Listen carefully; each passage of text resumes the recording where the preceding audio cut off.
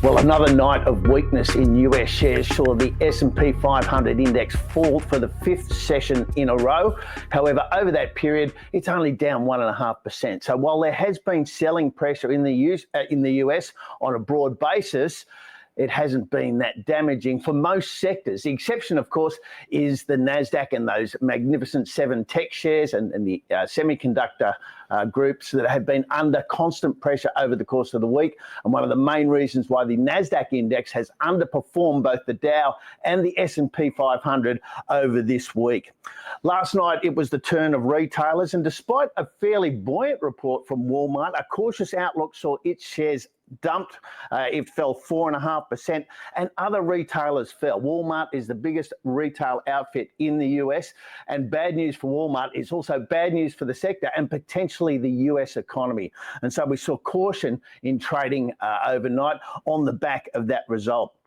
Yesterday, the Australian market for the first time ever breached the 9,000 mark as measured by the ASX 200.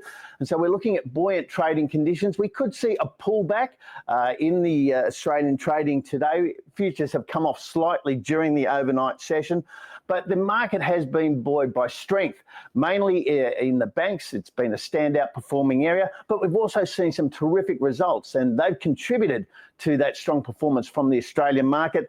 In particular, yesterday we saw a good result from Brambles. It was up 13.5% in trading yesterday. And Super Retail Group also reported strongly. Good news for them and good news for their shareholders. Its shares up 12% in trading yesterday. So some buoyant trading and some good individual stock performances got the Australian market to the record high, even though we might see a slight pullback from those levels today. But the big event on the market horizon is the speech that will be given tonight, our time, by the US Federal Reserve Chairman, Jerome Powell. And this speech in the past has been very influential. The reasons for that is in the past, Mr.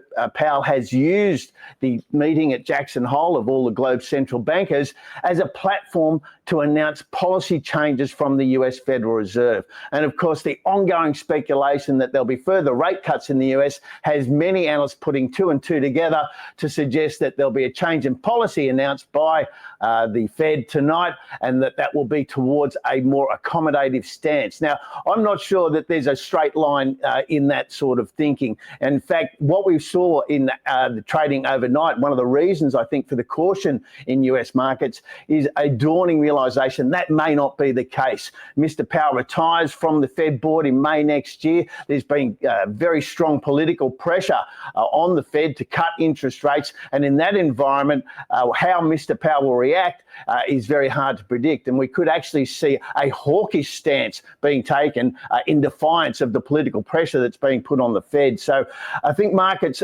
were cautious about that. The evidence for that in overnight trading was the strength in the US dollar. If US rates aren't falling as fast, then the dollar is likely to appreciate. And that's what we saw, moving up by more than a yen and pushing the Aussie, the cross, down to just above the 64-cent mark. So that strength in the dollar is telling us that investors in the US are a little concerned about what might come out tonight in the speech at Jackson Hole.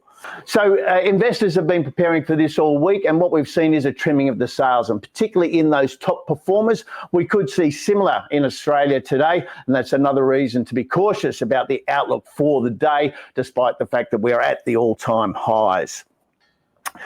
A number of stocks are on the radar at the moment. NVIDIA is one of the biggest ones. It will report next week on the 27th. And that report has already got analysts revising numbers upward. There's talk that growth at NVIDIA has remained very solid. And given that guidance was around growth of 50% over the quarter, to revise that upward suggests that there's a lot of optimism around the NVIDIA result. The share price has weakened over the course of this week, along with other tech stocks. Some will see that as a buying opportunity. Others may wait until the result to confirm what is a very buoyant market in NVIDIA shares. US retailers are under pressure generally, as we saw with Walmart. There are concerns about the US consumer. Those who think that the Fed might ride to the rescue with a more accommodative stance, or that this is a temporary slowdown, might be bargain hunting in those US retail stocks right now.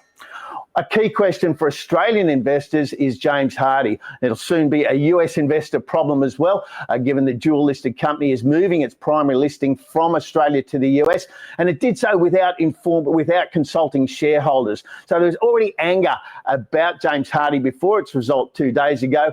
That result was a shocker, coming in about 20% below consensus estimates, and saw an immediate trashing of the James Hardie share price. Its shares fell 27% in that first session after the release of its quarterly result, and a further 10% on the next day. And that almost 40% fall in the price has some asking whether or not there is a bargain to be had in James Hardie.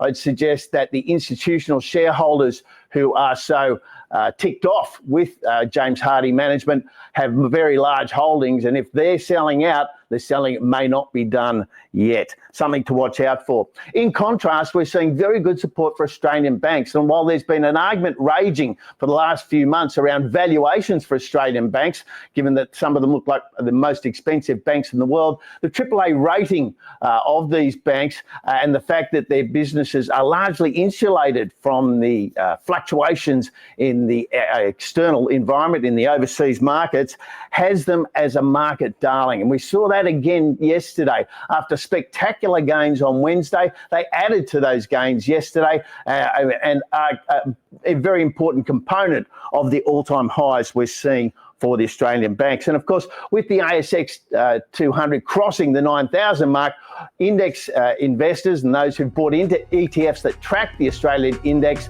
are enjoying the best prices they've ever seen.